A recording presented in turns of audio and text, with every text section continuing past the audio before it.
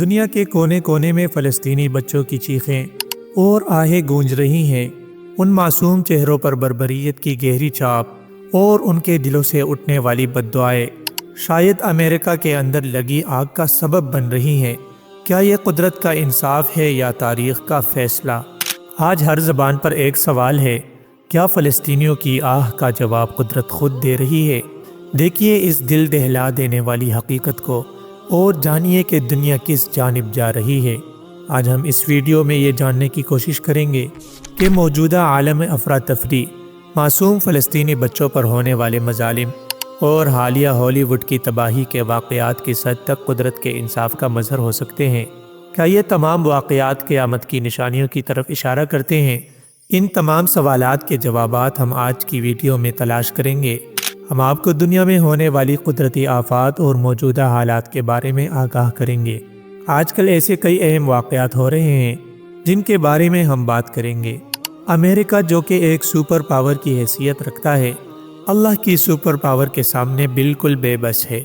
اگر ہم امریکہ کی ریاست لاس اینجلس کی بات کریں تو اس وقت دنیا کا ایک بہت بڑا خطہ آگ کی لپیٹ میں ہے۔ ہالی ووڈ کا مرکز لاس اینجلس اس وقت دھوئیں کے گہرے بادلوں میں گھرا ہوا ہے۔ آپ سڑکوں کے گرد قطار میں لگے کھجور کے قد آور درختوں کے تنے نہیں دیکھ سکتے۔ ہر جانب افراتفری کا عالم ہے اور لوگ اپنی شرٹ سے چہرے ڈانپ کر سانس لینے کی کوشش کر رہے ہیں۔ اکثر افراد اپنے ساتھ بیگ اور سوٹ کیس لیے پھر رہے ہیں تاکہ کسی محفوظ مقام پر جا سکے۔ ظاہراً ایسا لگ رہا ہے کہ انہیں اس صورتحال پر یقین نہیں آ رہا۔ ناظرین، امریکہ کو قدرت کے دوہرے عذاب کا سامنا ہے۔ ایک طرف امریکہ کا جنوبی علاقہ برفانی طوفان کی لپیٹ میں ہے تو دوسری طرف اس کا ہالی ووڈ شہر آگ کے شعلوں میں جل رہا ہے۔ کئی سپر سٹارز کے گھر جل کر راکھ ہو چکے ہیں۔ دوستو، آگ ہالی ووڈ باول اور ہالی ووڈ واک آف فیم کے قریب لگی ہے۔ لاس اینجلس دنیا بھر میں فیشن انڈسٹری کے مرکز کے طور پر مشہور ہے۔ یہ نہ صرف فیشن کی دنیا میں منفرد اور تخلیقی پہچان رکھتا ہے بلکہ تفریحی صنعت میں بھی نمایاں ہے۔ دوستو، لاس اینجلس میں حالیہ جنگلاتی آگ نے ہالی ووڈ کے علاقے کو بھی شدید متاثر کیا ہے۔ اداکارہ پیرس ہلٹن نے اطلاع دی کہ ان کا مالبیو میں واقع گھر آگ کی نظر ہو گیا ہے۔ اسی طرح موسیقار ڈین ورنر کا تقریباً 30 سال پرانا بیچ ہاؤس بھی متاثر ہو چکا ہے۔ اداکار مائلز ٹیلر اور ان کی اہلیہ کا $5 لاکھ مالیت کا گھر بھی آگ کی لپیٹ میں آ چکا ہے۔ صدر جو بائیڈن نے اس تباہی کے پیش نظر اپنا اٹلی کا دورہ بھی منسوخ کر دیا ہے۔ وفاقی حکومت کی جانب سے امدادی سرگرمیوں کا اعلان کیا جا چکا ہے۔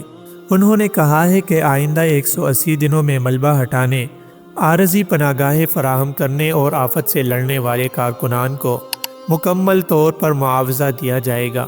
دوستو، قدرت کی نشانیوں کو نظر انداز مت کریں، لیکن یہ بھی قابل غور بات ہے کہ آخر یہ آگ کیوں لگی؟ دنیا اس بارے میں جاننے کے لیے بے تاب ہے، مگر قدرت کی نشانی کو نظر انداز کر رہی ہے۔ کیا واقعی یہ قیامت کی نشانیوں میں سے ایک نشانی ہے جب ہر طرف تباہی اور افراتفری ہو گئی، جیسا کہ ہم فلسطین میں دیکھ رہے ہیں جہاں معصوم بچوں کا قتل عام جاری ہے؟ ناظرین، آج ہم دیکھ رہے ہیں کہ فلسطین میں انسانیت تڑپ رہی ہے۔ اسرائیل کا ظلم حد سے بڑھ چکا ہے۔ فلسطینی فضا اسرائیلی حملوں اور انسانی چیخوں سے گونج رہی ہے۔ غزہ میں بھوک اور افلاس کا راج ہے، خوراک ناپید ہے اور لاشوں کو دفنانے کے لیے جگہ ختم ہو چکی ہے۔ ہر طرف بکھری لاشیں، عالمی امن کے دعوے داروں کے منہ پر تمانچہ ہے۔ جنگی جنون میں مبتلا اسرائیل نے منگل کے روز غزہ کے ہسپتالوں پر بمباری کر کے شفقت کی ایک اور انتہا کر دی۔ ناظرین، ابتدا سے ہی طاقتور انسان کمزور انسانوں پر اور طاقتور ملک کمزور ملکوں پر ظلم کرتا آیا ہے۔ دوسرے الفاظ میں یوں کہیں کہ طاقتور انسان کمزور اور غریب انسان کو زندہ رہنے کا حق نہیں دینا چاہتا۔ اسے دبانے اور کچلنے کے لیے ہر وہ حربہ استعمال کرے گا جس کی وہ طاقت رکھتا ہے۔ یہاں دیکھنا یہ ہے کہ ملک، علاقہ، زمین، سب کچھ صدیوں سے فلسطینی عوام کا ہے، لیکن اسرائیلی دوسرے ملک سے آ کر زبردستی غاصب اور قابض ہو کر مالک بن بیٹھے ہیں۔ اب ظلم کی انتہا یہ ہے کہ اصلی مالک فلسطینی مسلمانوں کو اس سرزمین پر زندہ رہنے کا بھی حق نہیں دیا جا رہا۔ فلسطین کی زمین ان پر تنگ کر دی گئی ہے۔ ان مظلوم فلسطینیوں کو فہرست ہستی سے مٹایا جا رہا ہے۔ تمام غیر مسلم طاقتور ممالک چشم پوشی سے کام لیتے ہوئے اسرائیل کے ہاتھوں بے یار و مددگار فلسطینی مسلمانوں کے لیے ان کی اپنی سرزمین کو قتل گاہ بنا رہے ہیں۔ معصوم بچوں، عورتوں، بوڑھوں اور بیماروں کو گولیوں کا نشانہ بنایا جا رہا ہے۔ فلسطینی عوام پر ظلم اور جبر کا سلسلہ فلسطینی عوام کو نشانہ بنایا جا رہا ہے۔ دوستو، 1948 سے اسرائیل نے قتل و غارت اور ظلم و جبر کا بازار گرم کر رکھا ہے۔ یہ صرف جنگ نہیں ہے بلکہ جبر و استبداد ہے۔ جنگ وہ ہوتی ہے جہاں دونوں طرف سے فوجی ساز و سامان کے ساتھ حملہ کیا جاتا ہے، لیکن یہاں یک طرفہ اسرائیل کو فلسطینی مسلمانوں کے قتل اور نسل کشی کا لائسنس دیا گیا ہے۔ دنیا کے طاقتور ترین ممالک کے سامنے فلسطینی قوم اپنی آزادی اور جان و مال کے تحفظ کی بھیک مانگ رہی ہے، جو دنیا میں رہنے والے ہر انسان کا بنیادی حق ہے۔ انہیں دبانے اور اپنا تسلط قائم رکھنے کے لیے ظلم اور بربریت کی انتہا کر دی۔ آج تک لاکھوں فلسطینی شہید، زخمی اور معذور ہو چکے ہیں۔ ہزاروں نوجوانوں کو تشدد کے سیلوں میں قید کر دیا گیا ہے اور لاتعداد افراد کو عقوبت خانوں، زندانوں اور جیلوں میں ڈال دیا گیا ہے۔ دوستو، ہماری فلسطینی ماؤں، بہنوں اور بیٹیوں کے ساتھ انتہائی شرمناک اور ناقابل بیان سلوک کیا جا رہا ہے۔ رات دن ان پر ظلم کے پہاڑ توڑے جا رہے ہیں۔ فلسطینی ماؤں اور بہنوں کی دل چیر دینے والی چیخیں اور آہیں عرش تک پہنچتی ہیں، لیکن عالمی انصاف اور امن کے علمبرداروں کو یہ چیخیں سنائی نہیں دیتی۔ دنیا کے غیر مسلم طاقتور ممالک کے سامنے مسلمان حکمران خاموش تماشائی بنے ہوئے ہیں۔ اگر یہ مسلم حکمران اپنا اثر و رسوخ استعمال کرتے تو اسرائیل کی درندگی میں اضافہ نہ ہوتا۔ یہ آگ صرف شعلوں کا کھیل نہیں، یہ انسانیت کے لیے ایک وارننگ بھی ہے۔ دوستو، کیا یہ قدرت کا انتقام ہے، ان مظلوموں کی آہوں کا، یا ہمارے اعمال کا نتیجہ؟ جواب چاہے کچھ بھی ہو، دنیا دیکھ رہی ہے اور سوال کر رہی ہے، کیا ہم ابھی بھی سدھر سکتے ہیں یا تباہی ہمارا مقدر بن چکی ہے؟ دوستو، اپنی رائے دے اور اس پیغام کو آگے ضرور بڑھائیے۔ شاید یہ آگ ہمارے دلوں کے اندر موجود برف کو پگھلا دے۔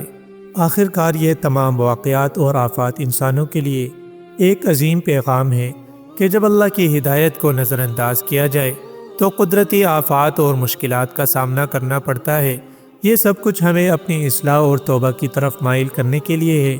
قرآن کریم میں اللہ کی طرف سے بارہا کہا گیا ہے، اگر تم اللہ کی ہدایت کی پیروی کرو گے تو تمہیں سکون اور امن ملے گا اور تمہارے تمام مسائل حل ہو جائیں گے۔ یہ آفات اور مشکلات ہمیں یاد دلاتی ہیں کہ ہمیں اللہ کی طرف رجوع کرنا چاہیے، اپنی غلطیوں پر توبہ کرنی چاہیے اور اپنی زندگیوں کو بہتر بنانے کے لیے اس کے راستے پر چلنا چاہیے۔ قرآن میں اللہ کا وعدہ ہے کہ جو لوگ اس کی ہدایات پر عمل کریں گے، اللہ ان کی مدد کرے گا اور انہیں کامیابی سے نوازے گا۔ اللہ کی ہدایت کی پیروی کرنا، اس کے راستے پر چلنا اور اپنے اعمال کو درست کرنا ہی سچی کامیابی ہے۔ ان آفات سے ہمیں یہ سبق ملتا ہے کہ ہم اپنی زندگیوں میں اللہ کی رضا اور ہدایت کو اولین ترجیح دیں۔ دوستو، یہ واقعہ ہمیں اس بات کی یاد دہانی کراتی ہے کہ انسانیت کو ایک دوسرے کی مدد کرنی چاہیے، ظلم و ستم کے خلاف آواز اٹھانی چاہیے اور اللہ کی رضا کے لیے اپنی زندگیوں میں بہتری لانی چاہیے تاکہ ہم دنیا اور آخرت میں کامیاب ہو سکے۔ یقیناً اللہ کی مدد اور ہدایت ہی اصل کامیابی ہے اور وہی ہمارا آخری مقصد ہونا چاہیے۔ امید ہے دوستو ویڈیو آپ کو ضرور پسند آئی ہوگی اور ضرور اس واقعے سے سبق حاصل کر لیا ہوگا۔ مزید اس طرح کی دلچسپ ویڈیوز دیکھنے کے لیے چینل کو سبسکرائب کیجیے اور بیل آئیکن کو بھی ساتھ پریس کیجیے تاکہ نئی آنے والی ہر ویڈیو آپ کو بر وقت ملتی رہے۔ والسلام۔